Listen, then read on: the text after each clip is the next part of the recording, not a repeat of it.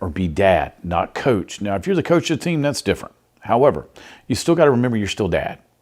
So don't do the pre-game analysis and everything. Just let the kid have fun. Man, Little League's about fun. You got plenty of time once you get to high school to take this seriously. Because when you get to high school, now we're looking at free education, going on to college, maybe go to the league. Now remember, just in NBA alone, 400 guys will get to play. 400. How many kids played last year? Yeah, do the math. Just look that up on the internet.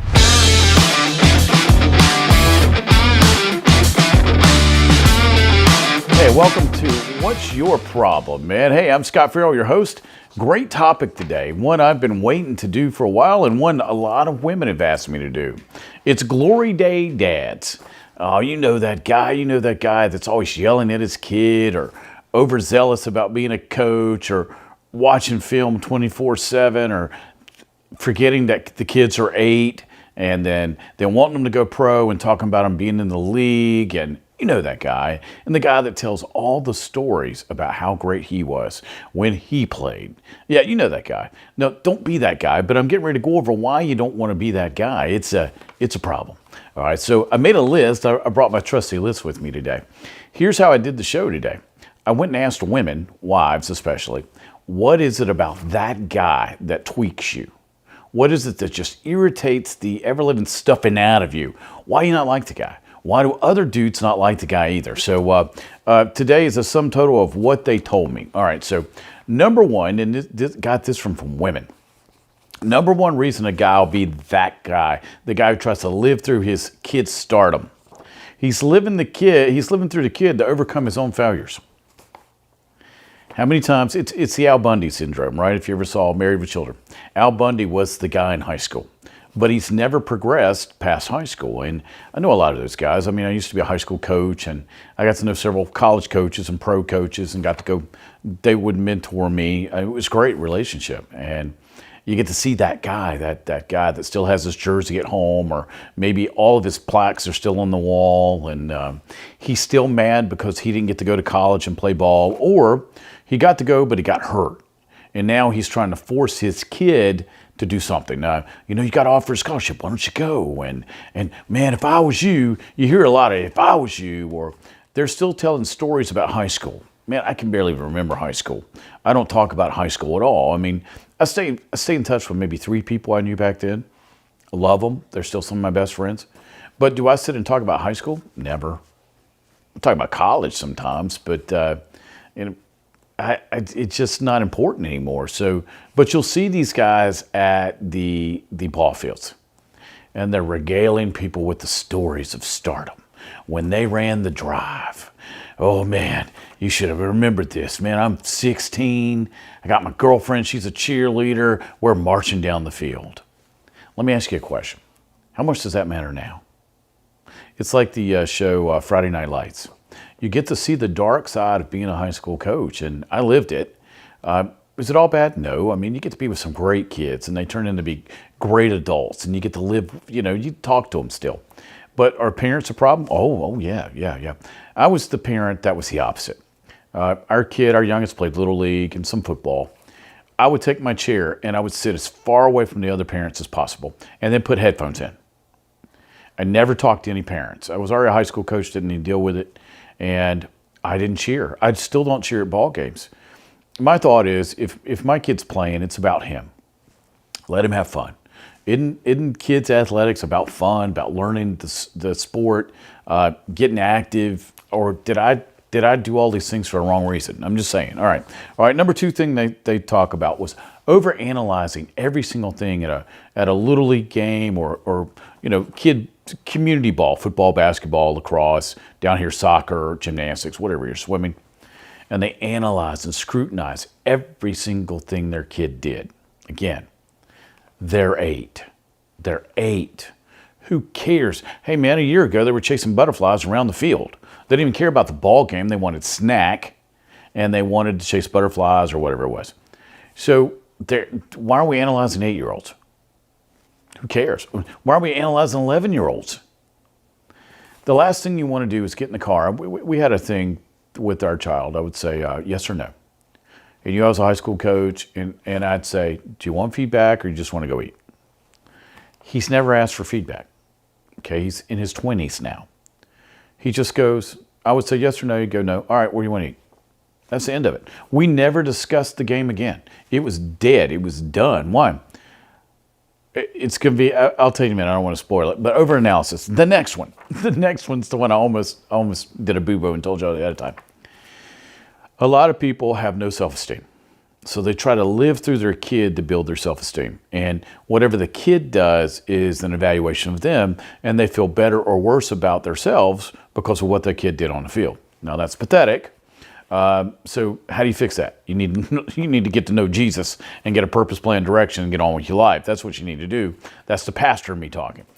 But if your self-esteem is based on what your kid does and does not do on a ball field, you're in for a long life, man, because it ain't going to work. And this one came from ladies, and they would talk to me, they look at their husbands and go, why is he doing this? And I tell them why he's doing it. He doesn't know who he is, where he's going. He's been programmed. And remember, we're born for success, programmed to fail, and then we'll adapt whatever people say about us. So if you're the guy that self-esteem relies on how good your kid is, I would do a deep evaluation of who you are and then just change, because if you continue that, your kid's going to hate you. Your kid's going to not want to play anymore and hate you. We recently did a poll, and the average age of stoppage of sports is now 13. Why? The kids hate the sport because of the parents. Just keep that in mind. All right, next thing. They pre-plan game strategy at home, and they're not the coach. So this is the guy. He's not the coach of the team, but he's laid out all the stuff on the bed. So pads, whatever sport it is. Let's say it's football. Helmet, pads, everything. They've laid it out, color coordinated it. Got to look good. And then they go through the game strategy. All right, here's what we're going to do. Well, last time I looked, you're not the coach. I always told my kid, don't look at me, look at your coach. And I was very blessed. Our youngest baseball coach had his jersey retired at his college. This guy, Coach Brian, I'll never forget this guy, a lovely human being. I cried when he didn't get to play for him anymore. That's how great this guy was. But he had his jersey retired because he was so good at baseball. Don't look at me. I didn't play baseball much. I'm a basketball guy. I said, so don't ever look at me during the game. Look at your coach, man. You got the best guy that you could ever ask for a question for baseball right in front of you. The problem is we've got that overanalyzed dad. Got to get the glory. Got to get it. And he's standing behind the dugout and he's coaching. He's yelling, hey, man, don't listen to that guy. He doesn't know what he's talking about. Well, for our team, and we had some fathers like that, you couldn't say that because, again, our coach had his jersey retired in baseball. I think he's got this. Your job is to be parent or be dad, not coach. Now, if you're the coach of the team, that's different. However, you still got to remember you're still dad. So don't do the pre-game analysis and everything. Just let the kid have fun. Man, Little League's about fun. You got plenty of time once you get to high school to take this seriously. Because when you get to high school, now we're looking at free education, going on to college, maybe go to the league. Now remember, just in NBA alone, 400 guys will get to play. 400. How many kids played last year? Yeah, do the math. Just look that up on the internet. Next thing. They like to do the filming and the broadcast. Now, what am I talking about? Social media. You go to the basketball game and you film the whole thing and then you provide commentary. Like it's the greatest thing in the world to see 10-year-old girls play basketball. Really? Does anybody really want to watch this? I mean, I cringe when people want me to go to community games. I have grandkids. I go see them play. But I go for more the amusement of watching the parents, because if you're 10 and you're playing ball, go have some fun. Now, you got to learn the basics. You got to learn the skills. And you want to win, but I don't put a lot of emphasis on winning at 10. Fundamentals, because my goal is to get you ready for junior high and high school. And if you want to play in college, that's great. But it's not life or death. So I know you want to be a mini Howard Cosell, do the game, do the big game, Monday Night Football. But they're kids. Here's an idea. Put the camera down. I don't know why you're showing every pedophile on the planet that what your kid looks like and how to find them and where you're going to be and what they look like. Put the camera down, talk to your wife, and be quiet. Just watch your kid having fun. How's that? Next thing. Replay the game at home. All right, so it's not enough that you did the broadcast. It's not enough that you did the pregame strategy session. It's not enough that you stood behind the cage and yelled stuff at them while they're playing baseball. Oh no, that's not enough. Now you get home and you replay the game again. Why can you replay the game? You videoed the whole thing and provided commentary. And then you were talking junk about the coach and the parent sitting over here and the kid who's not any good, and now it's all on film. So now we can go back and replay. Why? That's always been my question. Why? You're not a coach on the team. Let the coach handle that. And if you don't like the coach, I mean, we got a lot of coaches in community ball that don't know what they're doing. Take your kids somewhere else and let them play. Or if that's the case, go coach the team. I mean, if you were a D1 athlete or played college ball or pro ball, sometimes you don't have any choice. My brother played NAIA baseball. My brother got drafted by his community association to be the president and one of the coaches. All he wanted to do was be dad. But because my brother was a great baseball player, he had to go coach because he had played at a high level of baseball. So sometimes you have to. But I tell people all the time, call me. This is how you'll know if I ever want to coach a little league team or whatever. Call me after every person on the planet has died. And if every guy on the planet's dead, you can call me. Does that tell you how little I want to come back and coach? Yeah, okay. So don't do the analyzation at home. Here's one of my pet peeves also. You base the love of your child on how they perform on the field or in the classroom or how they perform. Last time I looked, Jesus went to the cross for me because he loved me. There were no qualifications other than loving me. I love my children because they're my children. And we've adopted numerous kids. I love them because of who they are. Now, one of my daughters has trouble understanding that I just love her. Because she thinks she's got to earn it because she's had to earn it before with other people. And I go, no, I got up loving you today. I'm not going to love you any less. I'm just going to get on your back if you do something stupid. See, my love for you is apart from the stupid you did, because I still love you, I just got to correct you because I'm your dad. Same thing here. I know a lot of kids, and I played with guys, and I've watched parents in high school. If the kid doesn't play well, they don't love them. And then what's that turn into? It turns into a workaholic kid as they become an adult because they feel like they have to earn love. They continuously have to work. They continuously have to perform. They're constantly on the hamster wheel. I was with a group last night, and this was one of the things I had talked to them about, a group of parents. And I asked them, I said, how many of y'all had to earn love as children? Every single hand went up. All right, so if we had to earn love, me being in, getting closer to 60, then I'm going to teach my kids that they have to earn love too. Okay, so we got to stop that. That's not how love works. Love's free, especially from the Lord. All right, so no more basing love for your child on performance. All right. We relive failures of ourselves, dads, and then we relive our kids' failures. Okay, that's never healthy. So every week, let's say you play on Saturday, it's football. You relive your failures in the car. Don't do like me. Don't do this. You got to perform. Hey man, you're 9. You're ready for the league. Well, no. And then on the way home, you relive that person's failures. Let's say you have a little boy. He did something wrong in a game. When they're 9, they do. That's why they're there. When you get to high school, it's going to matter. At 9, it doesn't. And they do something wrong. All right, well, let's just sit down and show them how to do it right. Is that so hard? Even when a high school coach, I didn't get mad at you for doing something wrong. I got you mad at you for not caring about doing it wrong and not caring about hurting your teammates. If you mess up in a game, hey man, just come over here. I'll X and O it out for you. Put you back in the game. That's no problem. Now, if it's something I've told you 25 times and we worked on in practice, I got a problem with that. But your kid, again, you're not the coach, man. You're trying to get validation through your kid, and because your kid made a mistake, you feel bad about who you are. And now when you get home, this is the problem with this. You get home, start yelling at your wife and the other kids and the cat and the dog. The cat probably gets kicked. Then you don't talk to anybody for a few hours because your kid's an embarrassment because he made a mistake. Really? Now, I know it's not you I'm talking to. I know it's somebody you know, right? It's always somebody else we know.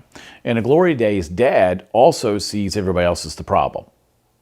The reason they didn't get the scholarship, the reason they got hurt, the reason they couldn't fulfill their own dreams. All right, so let's keep going. All right, so this is probably the last thing I'm going to cover, but it's the worst. All right, so if you think the ones I've just gone over were bad, wait till I get to this one. A lot of people, especially guys, this seems to be a guy thing, because I know a lot of girls that played in the league, in the WNBA or pro softball. I don't see them living through their kids because, I mean, the salaries in WNBA are not great.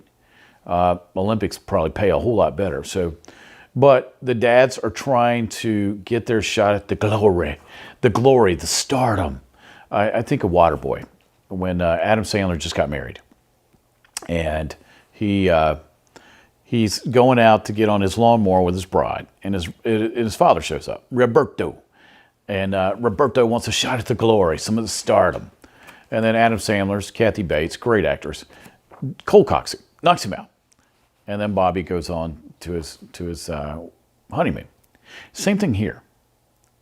Why are you trying to get a little taste of the glory, as Nacho Libre would say, or a taste of stardom, or living through your kid? And I watch the Final Four, or I'll watch the College World Series. College World Series is not as bad because, man, to make it in baseball, there's so many hoops you've got to jump through. Good grief. That's a tough sport like golf. I mean, another tough sport to where you got to do your time, man. It's a grind. In basketball, you get a lot more exposure. Football, same thing. So you start high school, you go to college, you kind of get to the league or multiple leagues around the world. I see a lot of parents wanting it for themselves, not for their kid. And you see it play out. You see it on signing day. I still am not a favor of televising signing day. I'm not. Watching the kid do the hat stuff. I got 5. Who's going to be lucky enough to get my talent? I'm never like that. Because remember, when you get, especially D1, let's say you go to Alabama, there's 5 guys there equally as good as you in your position. I always tell kids that all the time. Remember, when you get to college, these guys are good. And then if you make it to the league, these guys are good. You got to always remember that. So, but trying to get a little taste of the glory through your kid is pathetic. I see a lot of parents waiting to cash that check. It's not your check, it's your kid's check. Now, you probably did sacrifice a lot and all. That's cool. I always told our child, I said, whatever you earn's not mine. Okay? Whatever you earn is based on your blood, sweat, and tears and your prayer and what you decided and your desire and your hard work and you staying up and you not eating and you sacrificing. It's not based on what I did or what I want. It's based on what you want. I've seen a lot of kids' athletic careers ruined by a glory day dad. And the thing is, even after the kids graduate from high school and they're not in sports at all and they're in their late 20s, early 30s, you still have that guy talking about what could have been. Still talking about their own what could have been. Hey, man, when I was in high school, dude, you're like 75 now. That doesn't matter. Or you're 30. High school's gone, man. It's not coming back. And they wonder what could have been. Well, can you survive in a woulda, coulda, shoulda world? No, man. That's not going to. You always got to stop looking in your rearview mirror and look out the windshield, right?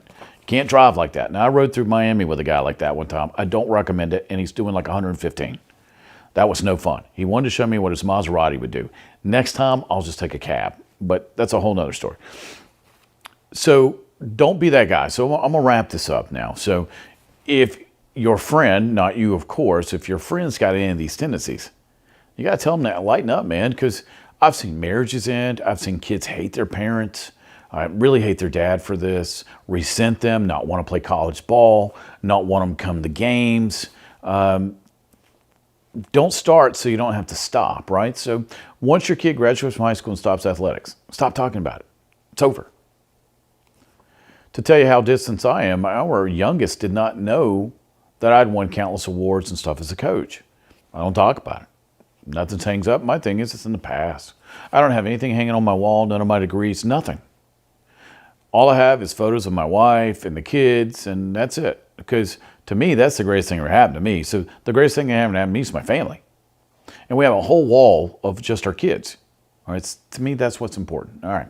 So as we wrap this up, I want to give you a chance to go ahead and be part of our show. Now, if you've got a problem, or if your friend's got a problem, or you've heard of a problem that somebody might have, drop me a line. Let me know. So send me an email, problem@wyppodcast.com. Let me do that again. My wife says I got the southern twang, and I say wyppodcast.com. What's your problem? Got that? All right. Also, you can pick up tips and resources from the website, wyppodcast.com. Now, also, please subscribe. Hey, man, subscribe. You know you like this. You know you're getting valuable information from this. We like hanging out, right? So subscribe and share. I do a lot of heavy topics with this show. And why do I do them? Because people bring me problems. I own a coaching company. People bring me problems that are really difficult, and they need to know that there's help and that somebody can help them with their problem. So that's what you got to do. You send me something and let me know. So share all the heavy topics. This is probably a heavy topic for somebody. Chances are you know somebody that needs this topic, right? So go ahead and share it with that guy. Now, if you're sharing this podcast with one of your buddies, be ready for him to try to punch you in the face next time he sees you. Because Glory Days dad never sees himself as that guy. You're the one with the problem, not him. So keep that in mind. Sometimes it's better if a wife does that. All right. So if you have a problem, share it. Now, make sure you subscribe. That's great too. But remember, if you've got a problem and you don't want to share it with anybody, chances are if you've got an issue, a whole bunch of other people. I used to be a high school teacher. Out of 30 kids and 35 in the classroom, 25 had the same question. So go ahead and drop me a line at problem@wyppodcast.com. I'm going to say W, not W.